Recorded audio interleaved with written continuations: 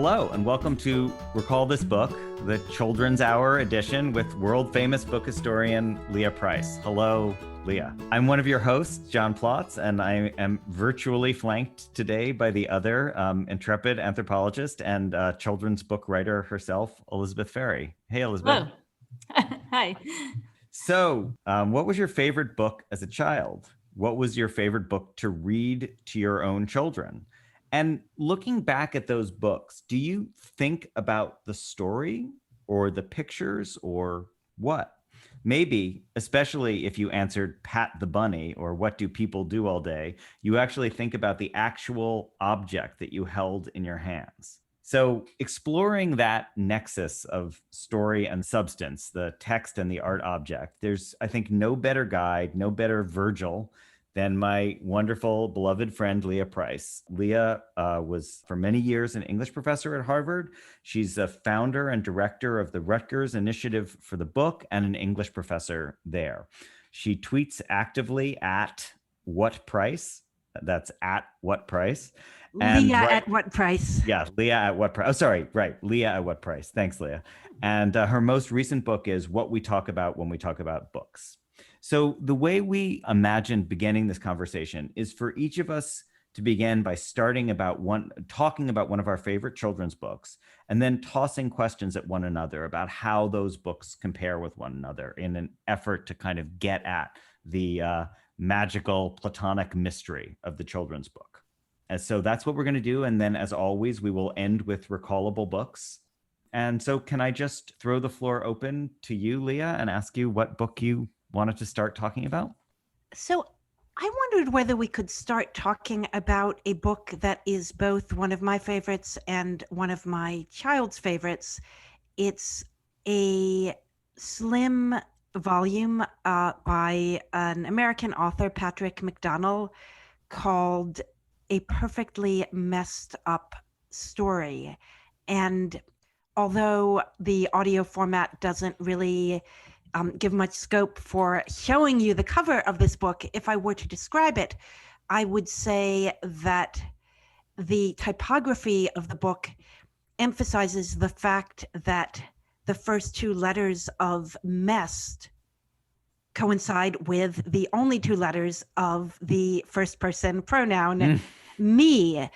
So that this is a story about a book that gets progressively messed up by having jam smeared on it, peanut butter smushed into it, orange juice spilled on it, it gets scribbled on, and so forth. And over the course of the book, we come to realize that the book's resilience in the face of all this hard usage stands for the resilience of the child reading it. That is, the me who comes to learn that living and being subject to all the wear and tear that comes with spending a longer and longer amount of time alive does not make you less worthy of being loved. Mm-hmm. It makes you more lovable. Mm-hmm. I'm making this book sound pious and moralistic, but in fact, part of the pleasure of reading this book is the pleasure of at first looking at what appears to be a peanut butter stain, preparing to get angry at your child for not having washed his hands before reading it. Yeah. And then the joke is on you because it's not a real peanut butter stain. It is a representation, two-dimensional representation of a three-dimensional smear. Yeah.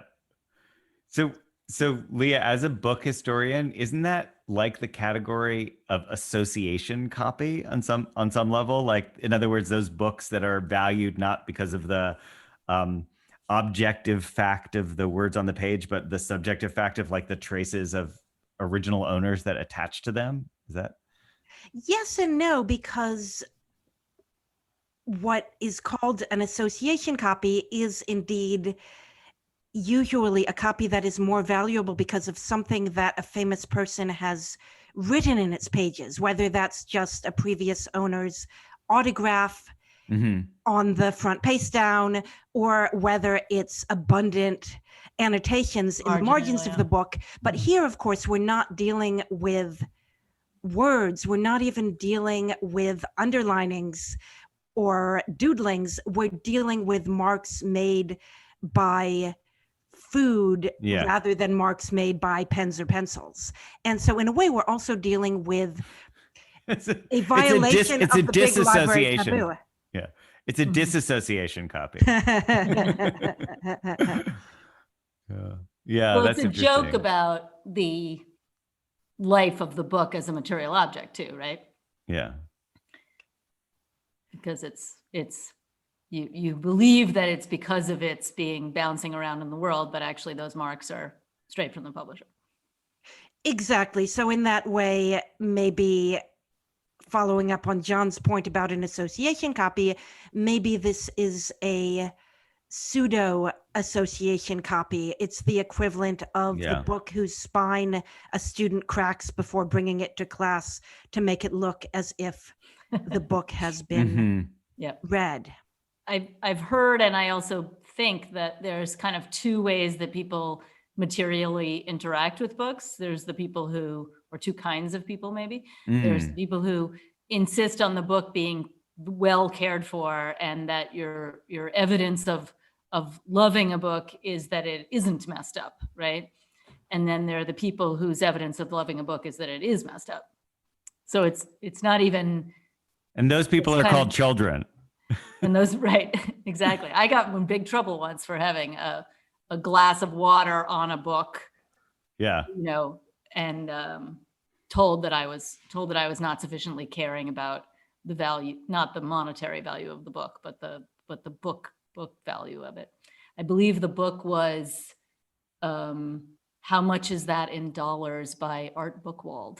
So if I can steer us to safer, more Please. safely impersonal topics, I'm with John in the sense that jokey, metafictional, self-referential books like A Perfectly Messed Up Story tend to be marketed, as far as I can tell, to an upper middle class readership. Whereas if you go down market from books like A Perfectly Messed Up Story, or like a wonderful Mo Willems book called We Are in a Book. I was going to mention that. Yeah. In which an elephant and a pig realize that their days are numbered because they will exist as literary characters only until the final page, and they keep nervously flipping ahead to check how many pages are left before realizing that every page that they spend flipping ahead is one fewer page that they will have to live, and so forth.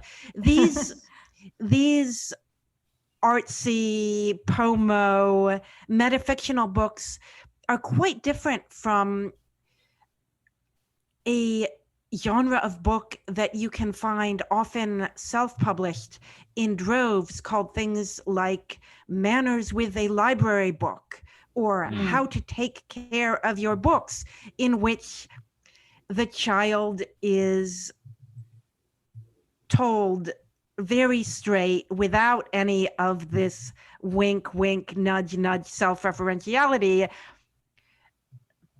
not to touch a book without washing hands, not to eat while reading, not to crush a book by putting heavy things on top of it. And I suppose you, Elizabeth, would be, your younger self might be one target audience of this kind of book. Don't put a glass of water on top of it. It's so funny, Leah, because I think of you as you opened to me the world of bibliotherapy, in which books are used as a form of therapy. But what you just described is the other kind of bibliotherapy, which is like instructions on how to give your books therapy. Like, in other words, like it's the curative, like training you to be the suitable, compliant subject of your book, rather than the book to be the, rather than the book helping you, you're supposed to help the book.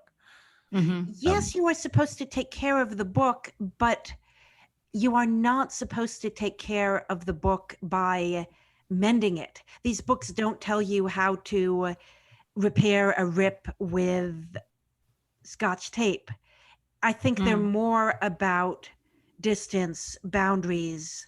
Don't get too intimate with your books. Yeah. Don't get too comfortable. Hey, so speaking of which, Leah, before we pivot away from your amazing book, can I ask you what your son's response is to it? Like, does he then add more peanut butter to its peanut butter and more coffee stains to its coffee stains, or?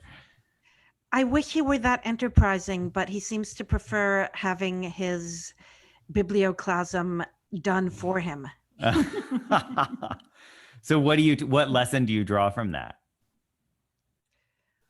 Maybe that one of the pleasures of reading is passivity.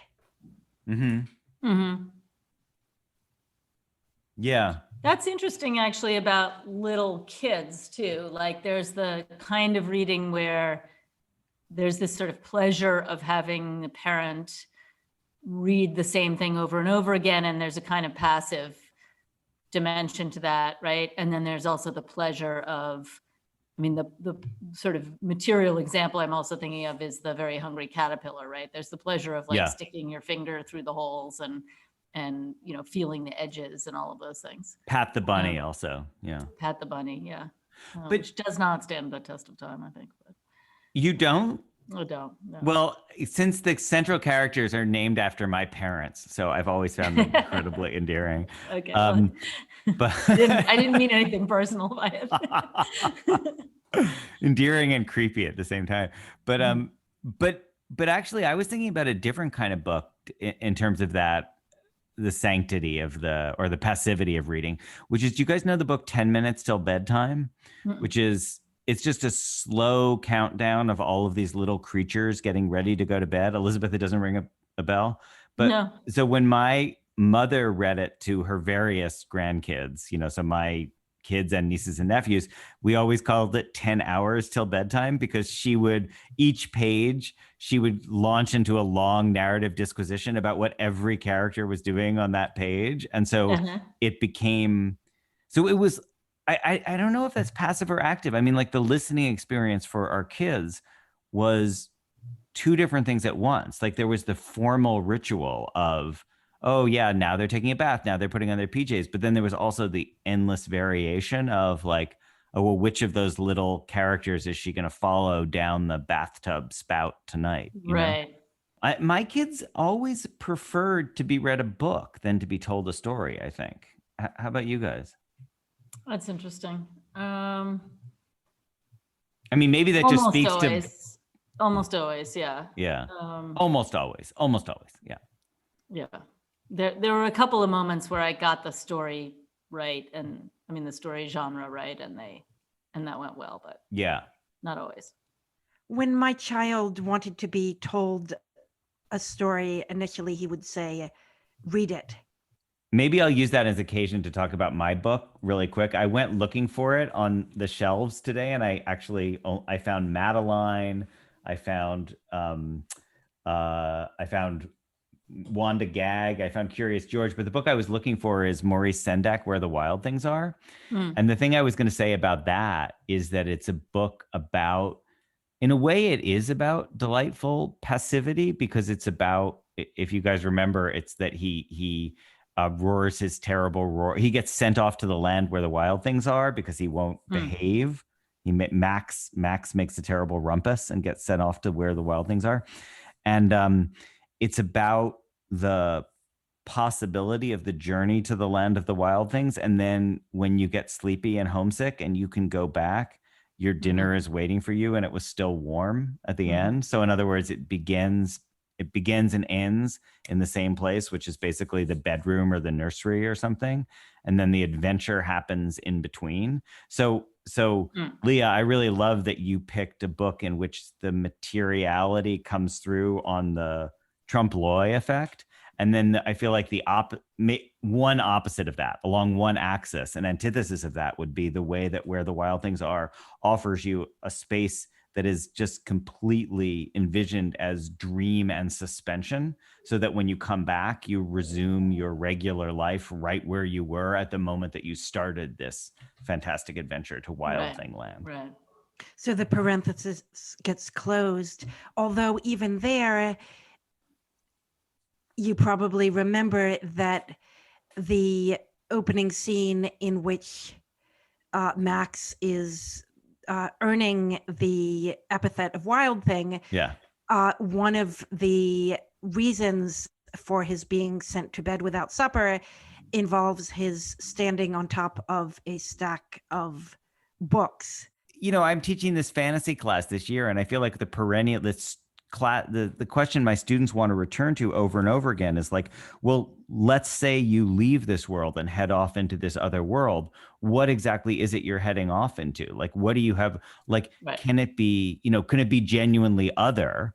Or does it just end up being some kind of refracted version of your own world? Like, you needed to go into that alternative space, but the only thing you can do while you're there is like look back at Right. your own world. Right.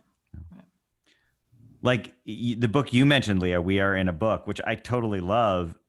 One thing I remember about it is that what Elephant and Piggy realize when they realize they're in a book is that they have all this power over the reader. So in other words, it turns back into a game of them looking at the reader and making the reader say things. Mm-hmm. So Right. I can make the reader say a word. yeah. I can make the readers. Oh no, you can make the reader say a word. I can make the reader say a word. Yeah. You can make the reader say a word. That's great. Banana. Yeah. Banana. Banana. Right. So funny. Yeah. Oh, the reader said it again. Yeah.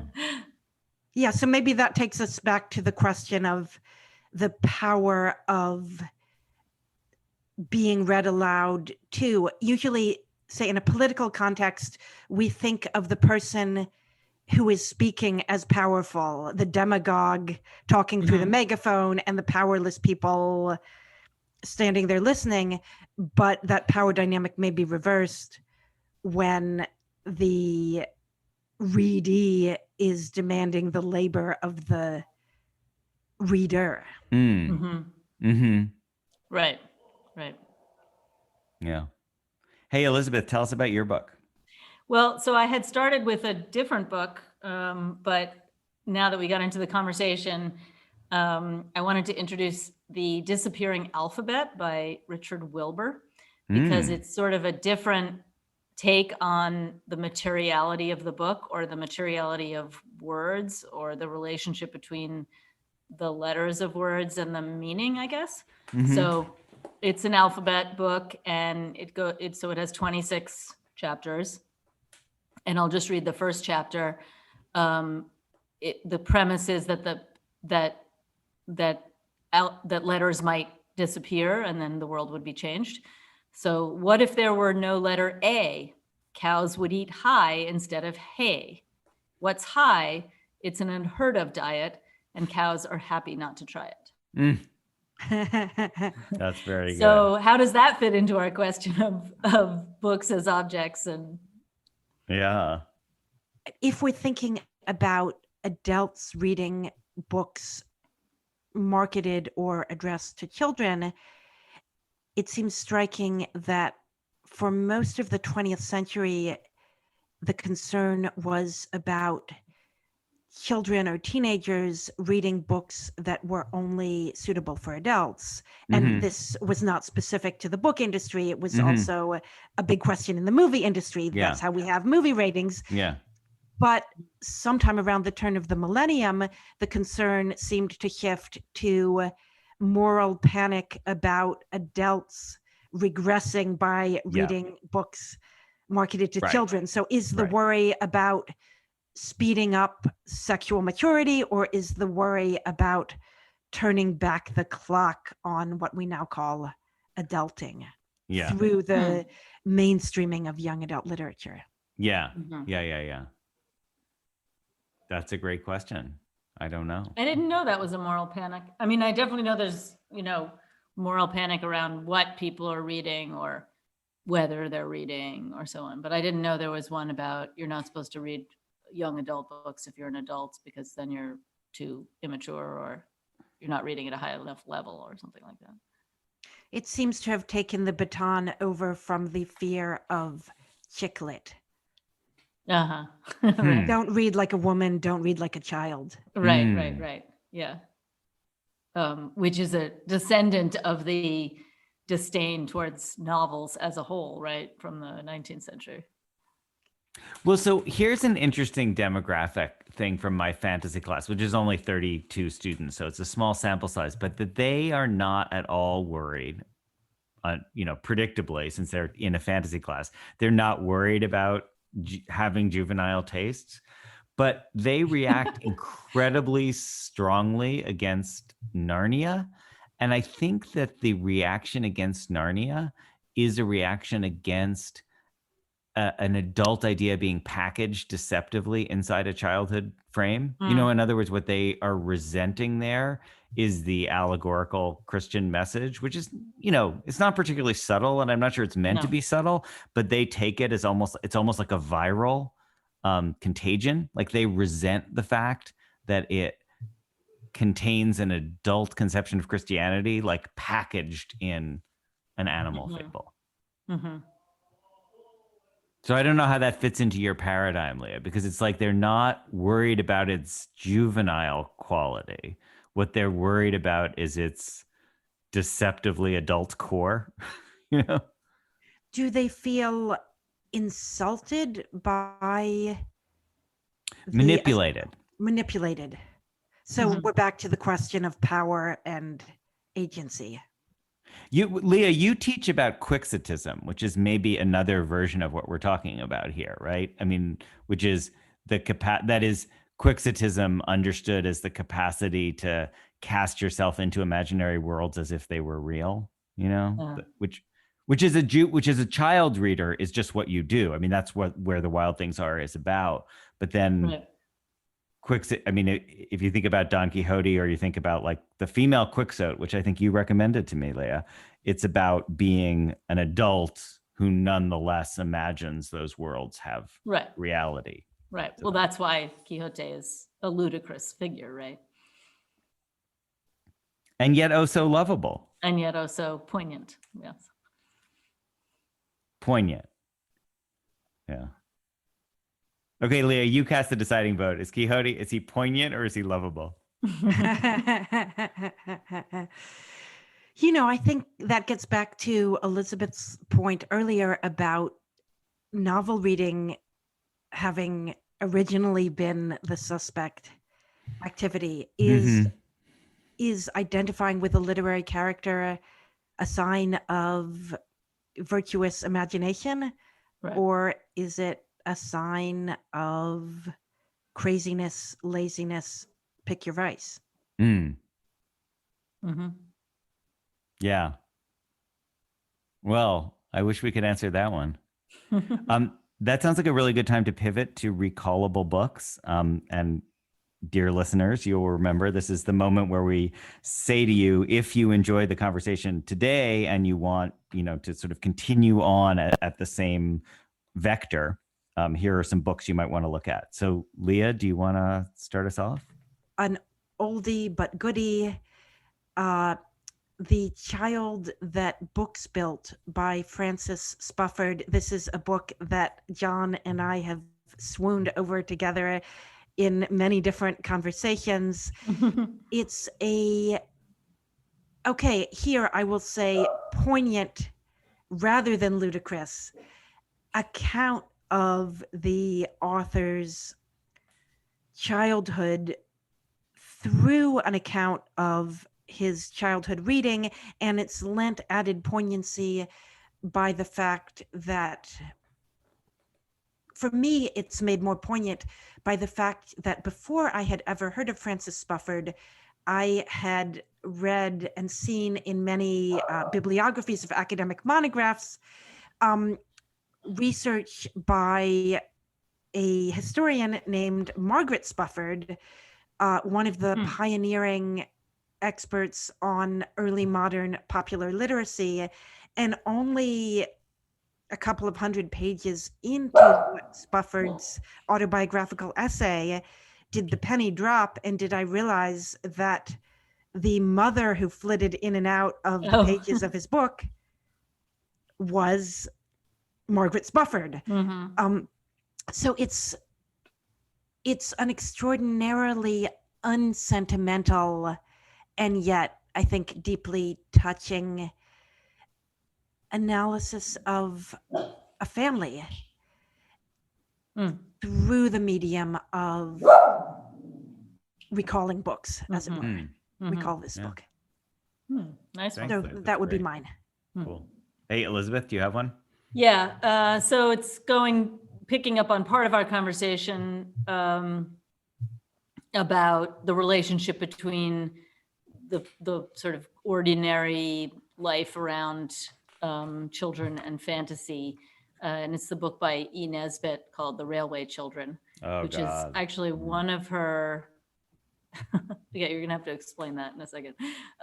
Which is actually one of her not so fantasy based books, unlike The Phoenix and the Carpet and Five Children and It, but is about a story of a family who is kind of temporarily kicked out of the middle class because their father is, it's kind of based on the Dreyfus affair, right? Is accused of espionage.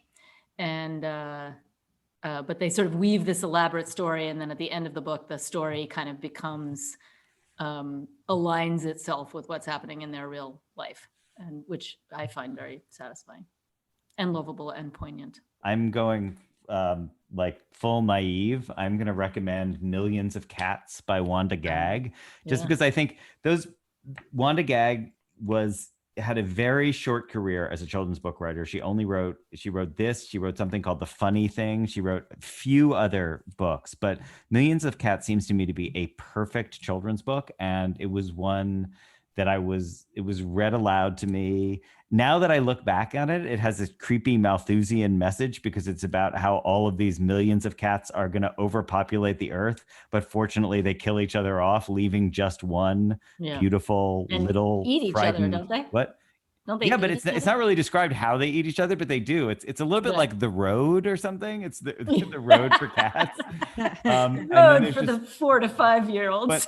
Yeah, well, it's an offstage version of The Road, Yeah. but or Oryx and Crake maybe.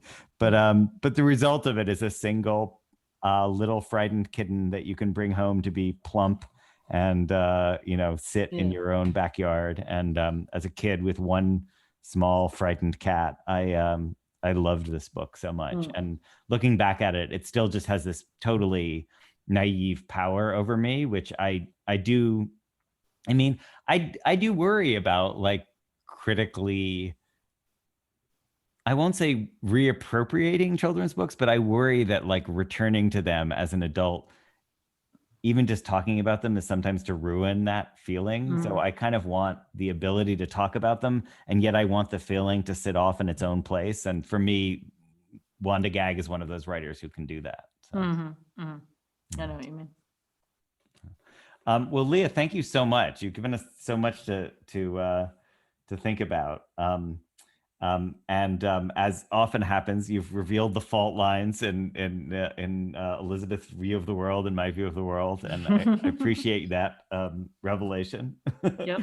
And so we should thank you, and we should say that Recall This Book is hosted by Elizabeth Ferry and John Plotz, with music by Eric Chaslow and Barbara Cassidy, sound editing by Claire Ogden, and website design and social media are done by our new Mellon-connected PhD, Nai Kim. We always want to hear from you with your comment, criticisms, or suggestion for future episodes, and you can email us directly or contact us via social media and our website. And finally, if you enjoyed today's show, I always say it, but I always mean it, please be sure to write a review or rate us on iTunes, Stitcher, or wherever you get your podcast, or just pass the episode on to friends. You may be interested in checking out past episodes, which include recent conversations with Lawrence Ralph and Kim Stanley Robinson, a series of episodes on global policing, and another short series called Recall This Book. So from all of us here at Recall This Book, thanks for listening.